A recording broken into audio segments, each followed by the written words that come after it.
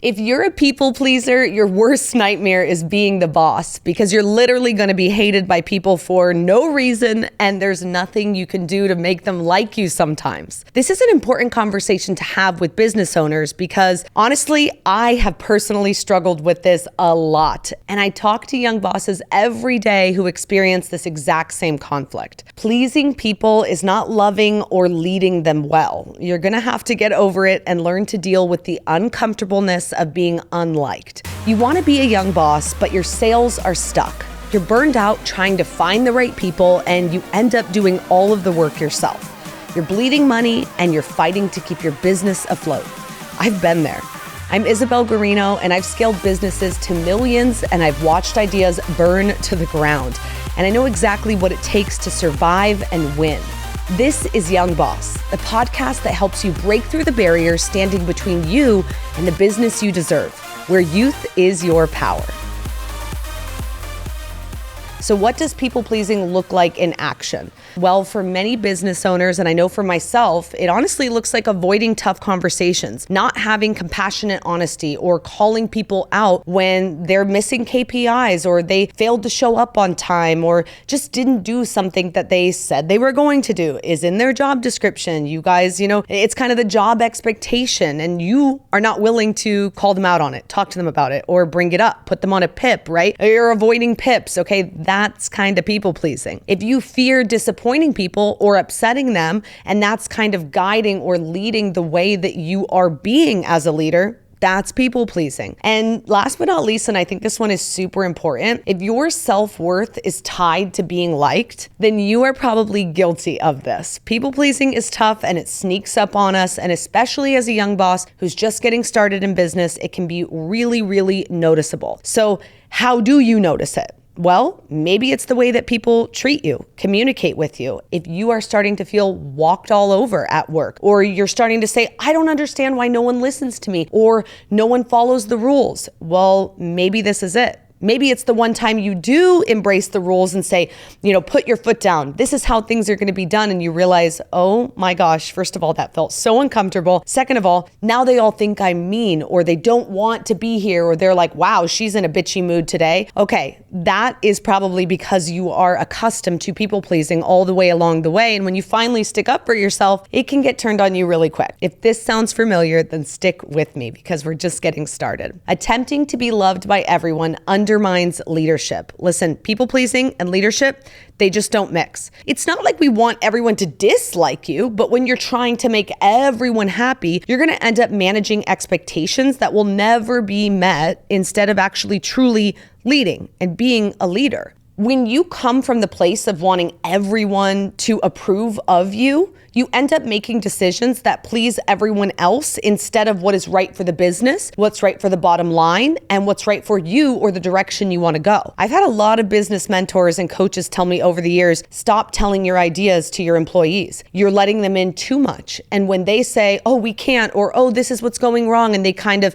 make things go a different direction, I'm not listening to my actual voice and what I want and need for this business, and ideas get thrown out or turned around because I'm worried about what everyone else will think or do. So when you're trying to get that universal approval, you dilute your authority and you end up making decisions based on what's popular or comfortable instead of what's best for the business. This creates confusion for your team because leadership isn't about being liked, it's about being respected and trusted to make the hard calls, make the right decisions. A boss who's loved by everyone is typically not a boss that you actually want to work for or want to be. Now, I'm not suggesting that you need to be mean or cruel, okay? But inevitably, some of your staff, they will not agree with decisions you make, and some of them will just not like you or your choices no matter what you do. But to be a boss, you must become a boss. And that means making tough decisions, making decisions that people will dislike, decisions that people are uncomfortable with. And being the boss also means being able to clearly communicate why decisions are being made and how they affect the greater good of the business and the employees. I'll never forget when I was learning this lesson, and I'm still learning it. It's something I honestly struggle with all the time. I had two employees who just disagreed with all sorts of conversations that were happening when they were not even in the room, and they had no context, and they would go around and kind of blame me for people leaving or things happening. And And then they'd say, oh, well, you could have saved them. You probably said something wrong in that room. And I'm like, hold up.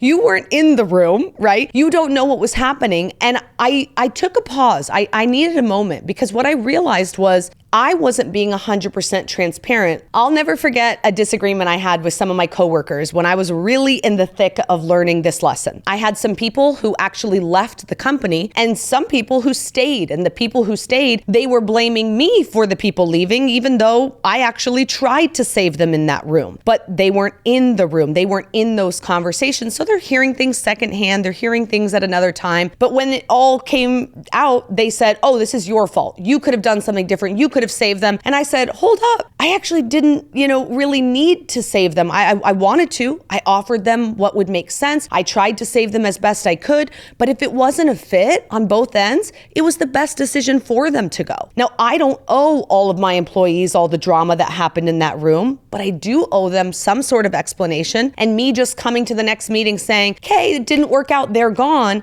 left everyone in confusion. And that was because I was trying to please everyone by not causing drama or being mean or saying what really happened. But my lack of honesty, my lack of transparency actually caused more drama. So if you're ready to lead without needing everyone's approval, then keep listening, because if you haven't had this situation, it's going to happen to you. If you think silence protects your team or being nice protects your team, it actually lets problems fester. When you withhold honesty, sometimes that looks like not letting everyone know that someone's failing at their job. Maybe there's no big board that has your KPIs up on it and nobody knows that you didn't get any sales for the last 3 months because you are just sitting there saying, he's doing a great job, keep it up, keep up the hard work. So they all think you're doing fine. And now you get fired and everyone's like, what? What happened?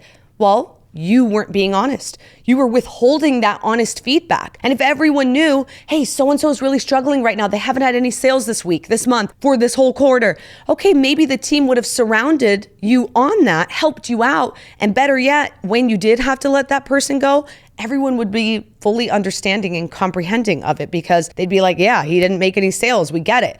But if you're sitting there saying, great job, great job, great job in public, but having a lot of these conversations behind closed doors, it's not being really honest. And withholding honest feedback or hard truths is one of the biggest leadership mistakes people can make. It creates confusion, it lowers your standards, and ultimately it harms your business. And to be truthful, A players don't like to be in the company of C players. They want to be around other A players. So when you're letting a C player slide and highlighting them in public, the A players are actually going to start to leave you because they see what's going on and they know that this isn't actually the truth. So people see right through it. And that's the thing. You think you're helping people. You think you're not going to hurt anyone's feeling by doing this, but actually you're doing the exact opposite. And if there's something that needs to be said and you don't say it, you are harming your team. When I think of this, I actually think of that one phrase that we've probably all heard growing up, like, hey, if someone can't fix something in 30 seconds, don't tell them. Like, okay, if there's something in your teeth, like you should tell the stranger next to you, like, hey, there's something in your teeth. But if they're 20 pounds overweight, they can't fix that in 30 seconds. So don't tell them that, right? That rule, I actually think does not apply in business. In life, that's great. But in business, I don't actually think it's good, because you want to have those little honest conversations, even if it is something tiny and small. For example, if my social media team posts an incorrect response or the wrong link or something like that, that is a 30-second fix that I can screenshot and say, hey, wrong link, should have been this one, boom. Now, pause. I could also go and just fix it myself and not tell them what they did wrong, which is what a people-pleasing boss would do, because they're like, why am I going to get on them? It's so quick. It'll take me 30 seconds, but 30 seconds, 30 seconds, 30 seconds. Now your whole day is fixing everyone else's mistakes because you're not willing to be honest with your team.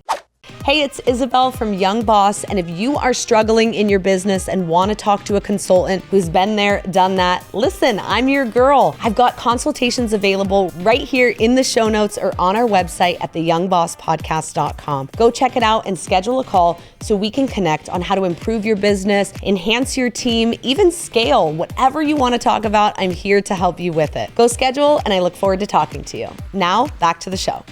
If you want your team to grow, if you want your team to be responsible and take action and actually do the work that you're paying them to do, you got to start speaking up, even when it's uncomfortable. And the best way to solve the problem of people pleasing is to honestly lead with what my therapist called, compassionate honesty or awkward transparency. So what is compassionate honesty? It's literally the practice of just telling the truth with empathy, care, and respect for the other person's feelings and perspective. It's about balancing truthfulness with kindness and offering candid feedback, difficult truths, and personal opinions in a way that preserves dignity and encourages growth rather than causing any unnecessary harm. It's not sugarcoating things. It shouldn't be in alignment. If you just heard, okay, sugarcoat things. No, again, that's your people-pleasing thing that is coming out in you. So some of the key elements of compassionate honesty is your intent, okay? You are trying to be honest to help, not to hurt or criticize. If you are coming from a place of,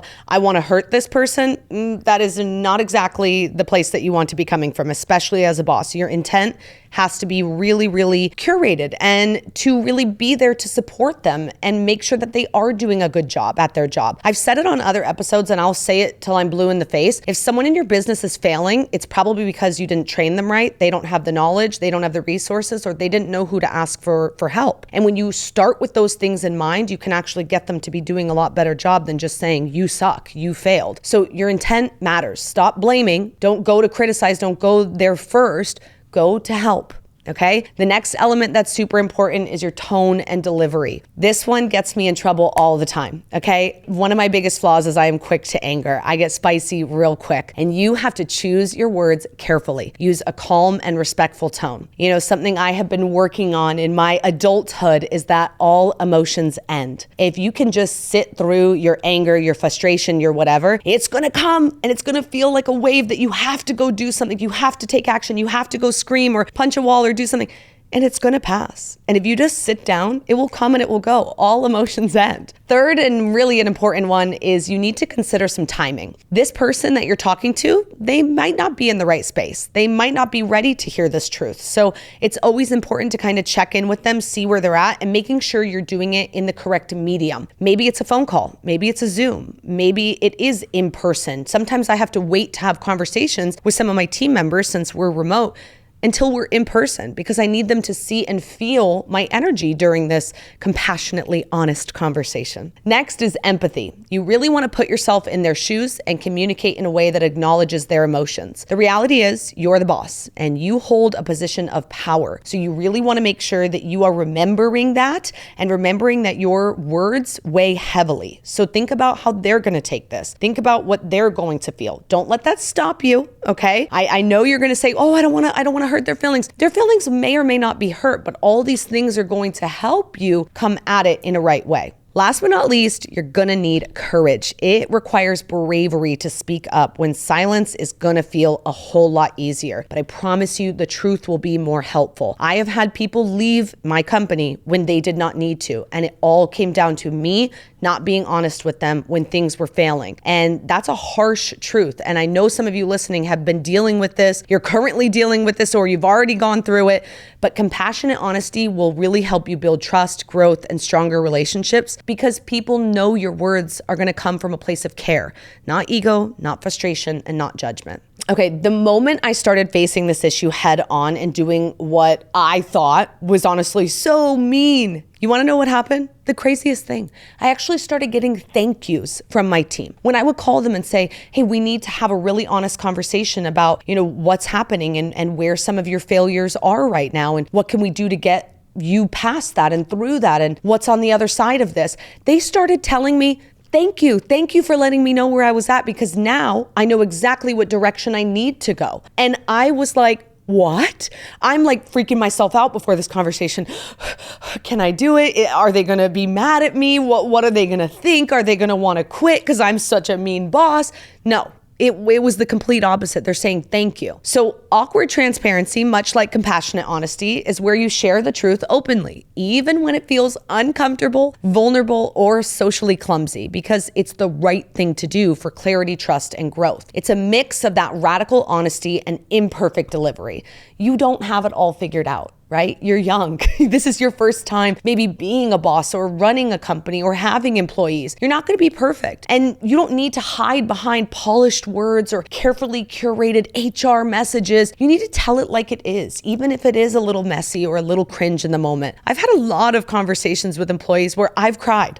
I don't want to cry, okay, but tears have come out because it's been difficult. And awkward transparency is really that practice of communicating those honest thoughts, those decisions, or the feedback plainly and openly, no matter how it comes up, despite the discomfort that it's going to cause you or anyone else who's receiving it. But it can be really powerful because it prevents gossip and assumptions, which is exactly what I was dealing with, and I know you might be too. It shows that you're human and sincere. Shedding a tear is not the worst thing to happen in a business meeting. It actually happens more than you'd think. Being on the boss side and being on the employee side, I've seen it all over. But having awkward transparency really creates a culture where honesty becomes safe even when it's hard. And when you lead that way, they are going to start coming to you that way when things are not right for them. So I really think that this is something that you can set the tone for. And even if you've never done it before, even if this sounds so foreign to you in the way you're currently running things, because you are leaning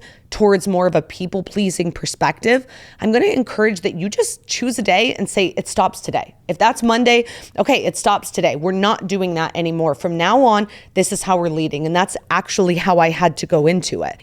Being a boss means the worst parts of yourself are going to be, mirrored back to you. Your biggest flaws, mine, being a people pleaser, being afraid to hurt people's feelings, and having my employees not like me, it slapped me in the face when I had quality people leaving me because I was not being honest, because I was trying to be nice and the good boss, the boss that everybody liked, and it ended up screwing me over in business. So that mirror effect, it's a big deal. When you become a boss, whatever it is, maybe it's not people pleasing, but whatever your kind of thing is that you're struggling with, maybe personally, it's going to come out in business. The mirror effect of leadership means your actions, mindset, and blind spots are reflected by the behavior, morale, and performance of your team. What I found was that I was seeing them become people pleasers to other people on their team and back to me. So they were not telling me the truth. And then when I'm asking, why? What's going on? Why aren't you being honest with me? I realized, oh, I did this. I set the tone. I'm the one who created this problem. If you avoid conflict, your team avoids accountability. If you people please, your team is going to lack clarity. If you show up calm and focused, your team is going to mirror that steadiness. And if you micromanage, your team is going to become disengaged or anxious. So if you think you're just being nice by not addressing underperformance, missed KPIs, people showing up late to work, guess what? Your team is going to see that poor work is tolerated, and then standards are going to drop. If you fear not being liked, then you're probably avoiding those hard decisions. The mirror, is when your team is going to feel confused and start to question your credibility. And they're going to start to look around and say, is this a boss that I look up to? Is this a leader that I want to work under? And many times they might start to make the decision that it's not. When you communicate openly, when you admit mistakes, and when you model accountability, then your team is going to feel safe to do the same. They're going to, in turn, give you what you give. Your failures are going to show up in why, how, and when people leave you. And the reality is you can't expect your team to be better than the example you set. They're going to be your level and worse, let's be real. So we need you to be the strongest leader that you can be. And if you want a stronger and more accountable team, it's all starting with you. I tried to please everyone, and I almost lost all of my team because of it. I literally lost 4 people within a month, you guys. It was a big hit. People pleasing creates hidden resentment, gossip, and eventual turnover. I know because I lived it. But I grew. I stopped chasing approval and started leading with honesty, even when it was uncomfortable. And trust me, it is uncomfortable. If people pleasing is one of your biggest fears, just know that not being real with them will actually make them all eventually leave. And worse, talk about you behind your back while they're still here. So if you want to be a better boss, here's a simple habit to start right now. Say one honest thing today, even if it feels awkward. I literally wrote a note to myself that said, say one honest thing. And my therapist actually suggested this to me. She said, write this down. And in every meeting you go to, when you find yourself biting your tongue, when you find yourself walking on eggshells, when you find yourself not saying that thing you want to, look at that note, say one honest thing. So practice it daily. Normalize the discomfort, because that sounds crazy. Like, of course I'm honest. I'm always honest. How many times are you biting your tongue? How many times are you in meetings where you're like, so frustrated and want to say something, but you're like, how are they going to take it? Is this the right time? And da-da-da-da. Everything in you is going to try to stop you from saying what you need to. You are going to start thinking, this sounds mean. They're going to be mad at me. And they know what I mean when I say, sugarcoat it. Okay? No, they don't. They don't. They need really clear, concise advice. So this is the challenge to yourself, to take ownership. If you can't change this, then you need to seriously ask yourself, are you ready to be the boss? Before we wrap up, I want to bring in a real question from the internet, because sometimes the best leadership lessons come straight from people like you all. I found this Reddit post by user Botanist, and it's pretty good, okay? I think it really hits on the struggles that we've been talking about today. So let's dive into their question and see how the ideas from this episode can help. They said, I try to prioritize the well-being and happiness of my employees because I know how critical they are to our success. This means paying above average wages, paid vacation for our industry, allowing flexibility in their schedules for personal matters,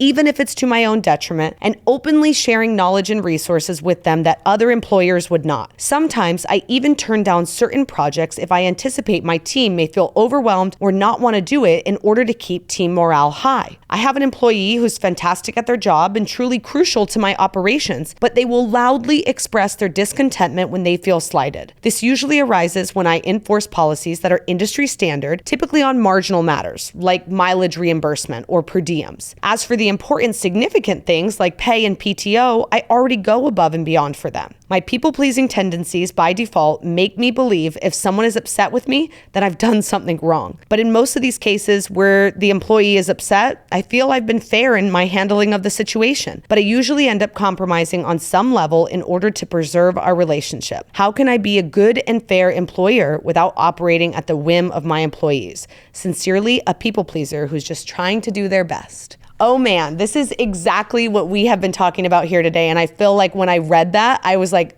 this is exactly how I feel. And I know it's how so many of you feel. So if we were to break that down and say how, using today's episode and everything we've talked about here, how should this young boss deal with this? I'm going to say with compassionate honesty, with having those open and honest conversations right now, and even calling. I literally called every single one of my employees for a one-on-one. I said it in advance and I said, this is what we're going to talk about, how I am working on changing the culture because I have failed you. So they knew what the meeting was about, so they weren't freaked out when they walked in, and they knew they were about to receive an apology. And that's what I started with. Hey, I'm sorry. I failed you. I am seeing in the mirror what I don't want to see, and it's because of my failure. So I'm going to do better about leading from this perspective and leading in this way, being compassionately honest. And sometimes it's going to be awkward. Sometimes it's going to be really uncomfortable, but I'm going to do my best. And I also want you to do your best. If you're not being honest with me about what someone else on your team's doing, about what your manager's doing, about what you're doing, I need to know that. Like, let's change our relationship from this day forward. And those thank yous are going to start rolling in. Like I started this episode saying, being a boss is like shining all of your flaws in the mirror back to yourself. You can't escape your own weaknesses, so you're gonna have to face them head on, change them, fix them, and just become the best you. And remember, leadership isn't about being liked, it's about being real. So start by showing up honestly today and say that one honest thing. Thanks for listening to another episode of Young Boss with your host, Isabelle Guarino. Be sure to like, share, and follow on Instagram and TikTok, and subscribe on YouTube and Spotify or wherever you get your podcasts. And remember, your youth is your power.